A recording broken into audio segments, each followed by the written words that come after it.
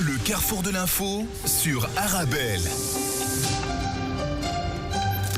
Et tout de suite, la suite de votre carrefour de l'information face à une précarité galopante chez nous. Les Restos du Cœur Belgique tirent la sonnette d'alarme. Plus de demandes, moins de moyens, des files qui s'allongent, des ressources qui s'épuisent.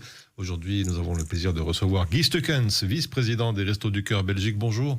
Bonjour. Vous êtes là pour nous parler bien sûr de l'urgence sociale et de l'appel à la solidarité. Guy Stukens, tout d'abord, avant d'entrer dans le détail, si vous voulez, pour nous présenter et présenter à nos auditeurs un peu les Restos du Cœur Belgique. Et qui êtes-vous et quelle est votre mission actuellement en Belgique francophone? D'accord.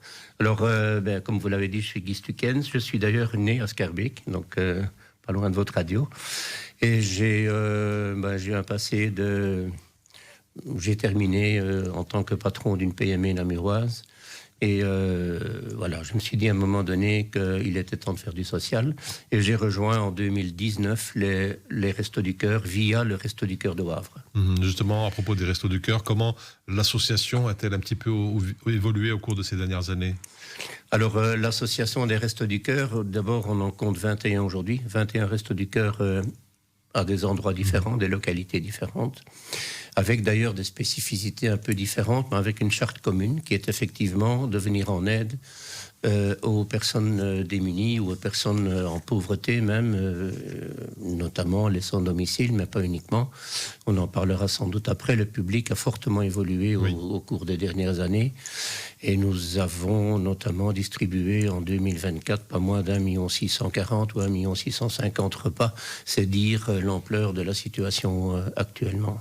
Alors, il y a la distribution des repas, mais pas que. Concrètement, il y a d'autres services? Oui, absolument. Donc, Coluche, en 85, avec son appel, avait d'abord travaillé sur l'aide alimentaire, qui était effectivement un vrai souci, qu'il est encore toujours aujourd'hui d'ailleurs, parce que quand on a en pauvreté financière, eh bien forcément, on n'a pas toujours l'occasion d'avoir son frigo suffisamment plein que pour pouvoir se nourrir, et pire encore, nourrir sa famille ou ses enfants. Et donc, effectivement, l'aide alimentaire reste la base de tout le système, parce que les gens qui n'ont pas les moyens de manger correctement, ils ont probablement pas non plus les moyens de se soigner correctement. Les enfants n'ont pas les moyens de se développer correctement. Et bon, c'est un enchaînement, un genre de boule de neige qui se met en place. Donc, les Restos du Cœur, aujourd'hui, font plus que l'aide alimentaire. Il y a souvent un suivi administratif et social par un travailleur social. Il y a, dans certains cas aussi, une aide aux devoirs. Il y a une aide à l'alimentation saine, donc avec des cours de cuisine. Il y a, dans certains cas, d'ailleurs, une relation étroite avec une petite maison médicale. Et donc, il y a effectivement tout un tas de services qui se sont développés autour et qui ont pour but, d'abord, de sortir les gens de la pauvreté, si nous en avons les moyens, en tout cas de diminuer les effets de la pauvreté sur la personne et leur redonner dignité et leur redonner, in fine, de l'autonomie et aussi pour retrouver éventuellement un emploi, parce que c'est par là qu'on sort de la précarité. Donc, tout est lié quelque part. Oui. Vous avez évoqué tout à l'heure le profil de personnes qui viennent frapper à votre porte. Oui. Est-ce que vous avez observé justement un changement récent dans les publics que vous accompagnez ? Oui, donc effectivement, nous avons aujourd'hui un public deux nouveaux publics, on va dire. Il y a un public jeune qu'on n'a pas dans tous les Restos du Cœur, parce que pour avoir le public jeune, il faut être à côté d'une école supérieure ou d'une université ou de choses comme ça. Et il y a de plus en plus d'étudiants qui ont difficile, on en a parlé, ils en parlent eux-mêmes. Il y en a beaucoup qui doivent travailler, quitte à rater des cours pour payer leurs études. Et puis il y a aussi un public nouveau qui est inquiétant, qui est angoissant. Ce sont des gens qui travaillent, ce sont souvent des familles monoparentales, souvent des mamans avec enfants qui travaillent et qui travaillent beaucoup, mais qui ont un trop petit salaire que pour payer tous les frais qui sont liés à l'alimentation, à la scolarité, aux soins médicaux, plus le loyer, le coût de l'énergie. On y reviendra sans doute. Il y a eu différentes crises. La dernière, c'est notamment le coût de l'énergie et une inflation galopante. Et là, les petits salaires ne suivent pas. L'indexation a un côté injuste aujourd'hui, à mon sens, c'est que quel que soit votre niveau de rémunération, le pourcentage d'indexation est identique pour tous. Alors, si vous avez un gros salaire, le pourcentage d'indexation va vous aider beaucoup, et même à la limite presque superflu. Si vous avez un petit salaire, ça ne va pas vraiment vous aider beaucoup, hein, parce que dans les magasins, les coûts augmentent aussi, et vous n'allez pas pouvoir faire face. Alors, Guy Stekens, je rappelle que vous êtes vice-président des Restos du Cœur Belgique. Quel est votre rôle spécifique dans l'organisation et un peu quelle responsabilité vous assumez? D'accord. Alors, je vais peut-être venir rapidement au fait que la Fédération des Restos du Cœur de Belgique, étant une fédération, ça veut dire qu'elle a été créée par les Restos du Cœur et elle a été fondée en 1991. Elle se trouve à Fernelmont, c'est près de l'autoroute de Namur c'est plus près de Namur, donc Namur-Liège. Et là, nous avons la fédération avec surtout une grosse logistique. La fédération est contrôlée, si je puis dire, par un conseil d'administration qui sont eux-mêmes des Restos du Cœur de Belgique. Oui. Je suis représentant du Resto du Cœur de Wavre au sein de la fédération et j'ai été nommé depuis maintenant 2 ans vice-président. Alors le rôle d'un vice-président, c'est effectivement aussi de communiquer. J'ai la chance d'être trilingue, français, néerlandais, anglais. L'anglais compte pas beaucoup, mais enfin le néerlandais compte aussi beaucoup. Et mon rôle est donc de tâcher de sensibiliser au maximum aussi le monde politique à la précarité, à la pauvreté. Ce monde politique qui a de grands défis devant lui avec la dette abyssale de la Belgique et qui doit faire des coupes, mais les coupes sont à mon sens pas toujours bien dirigées et vont à mon sens aussi surtout impacter les gens qui sont dans la précarité. Il y a différentes raisons, on va peut-être y venir après. On va parler du contexte et des réalités. Les chiffres montrent que la demande d'aide continue d'augmenter. Exemple, plus de 1,6 million de repas distribués en 2023, plus 18% par rapport à l'année précédente. Alors, double question, comment vous expliquez cette montée de la précarité et dans le même temps, vous déplorez une baisse des dons de denrées gratuites ou invendues des grandes surfaces qui vous obligent à acheter, bien évidemment, davantage? Ok, donc vous me posez en fait 2 questions. Oui. Je vais répondre d'abord à la première, qui est pourquoi cette augmentation? Cette augmentation vient, à mon avis, de facteurs successifs, en cascade. Le premier a été la pandémie du Covid, oui, où énormément de gens se sont retrouvés chez eux, cloîtrés. Ça a entraîné des problèmes sociaux, je veux dire d'isolement social, mais ça a aussi créé une précarité financière, parce que parmi tous ces gens, vous vous souvenez, dans l'Horeca était fermé, les coiffeurs ne coiffaient plus. Donc il y a toute une série aussi d'indépendants et de personnes qui dépendaient de l'Horeca qui se sont retrouvés sur le carreau.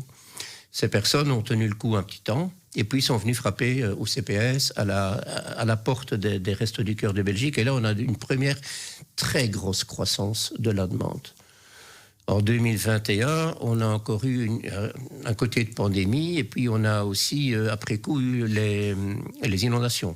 En juillet 2022, où il y a quand même eu énormément de dégâts, aussi des villes qui ont été partiellement inondées, des habitations affectées, et des gens, en plus, se sont de nouveau retrouvés dans la précarité et ont également venu frapper au Resto du Cœur.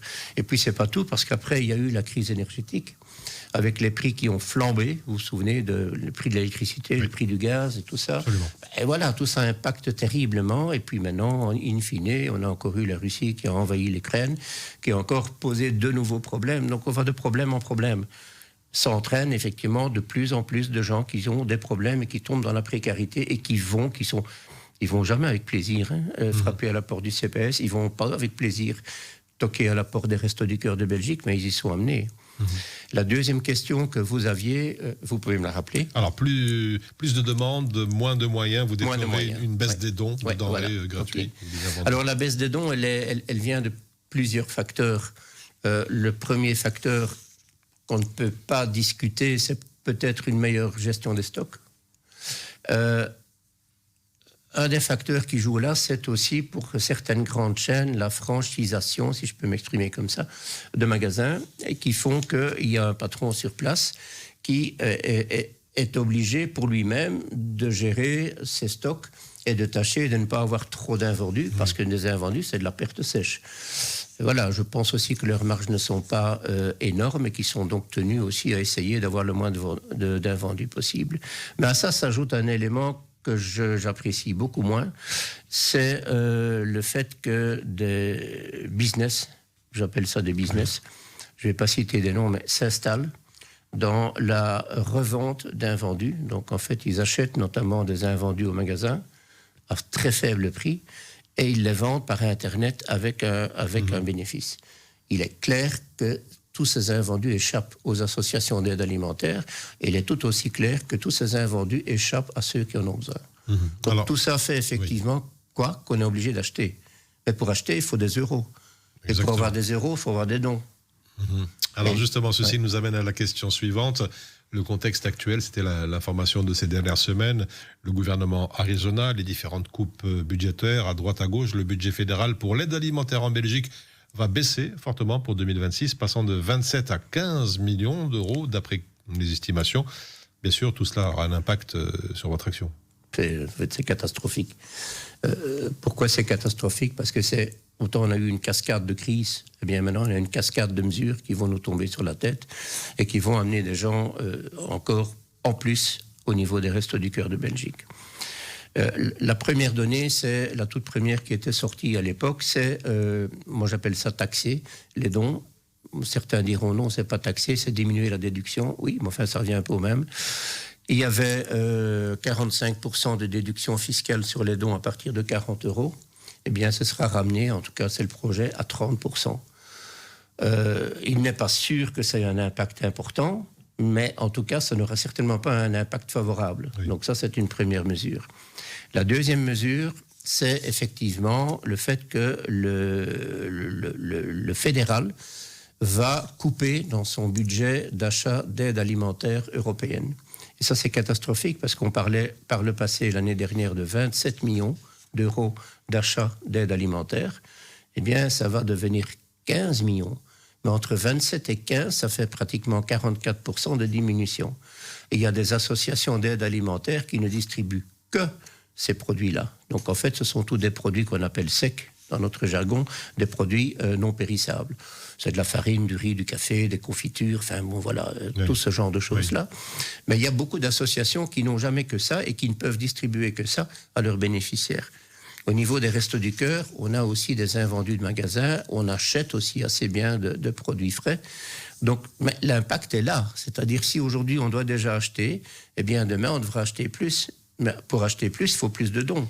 Et donc on tourne en rond. Alors, le troisième élément, qui n'est pas négligeable, c'est sur le principe, il n'y a pas à discuter, je pense, mais c'est la limitation de la durée du chômage. Il y a des gens qui vont se retrouver effectivement en janvier, février, mars et tout au long de l'année avec plus rien sauf le CPAS. Le CPAS va probablement pour une partie d'entre eux les envoyer chez nous. Mais on est déjà à saturation et on aura moins de vivres. Donc, comment va-t-on faire ? Je n'en sais rien. Alors, justement, ce qui nous amène aux appels à l'aide et aux solutions, vous lancez régulièrement des appels aux dons, tant financiers que des denrées ou des fournitures scolaires, près de 4000 enfants pour cette année. Quelles sont, disons, une question pratico-pratique, vos urgences les plus prioritaires aujourd'hui ? L'urgence la plus prioritaire, je dirais que c'est des dons financiers. Les dons financiers nous servent à pouvoir acheter des vivres, nous servent à pouvoir acheter des produits de première nécessité. On n'en a pas encore parlé, mais des produits d'hygiène font partie, évidemment, de la base de la pyramide. On appelle la pyramide de Maslow, les besoins élémentaires humains. Il y a ça aussi. Ça ne se retrouve pas dans les invendus, les produits d'hygiène. Ça doit s'acheter. La deuxième chose dont nous avons besoin, si des producteurs nous écoutent, ce sont des vivres frais. Donc là, je parle de fruits, de légumes. Nous devrions, à ce moment-là, acheter un peu moins de ces produits frais parce que nous tenons vraiment à les mettre dans nos colis alimentaires parce que nous avons à peu près 40% de nos bénéficiaires sont des ados, des enfants et des bébés. Ces personnes-là, si j'utilise le mot personne, ont vraiment droit à une alimentation saine. C'est hyper important pour eux et c'est un apprentissage aussi pour la vie. À peu près 60% de nos bénéficiaires sont des femmes et des enfants.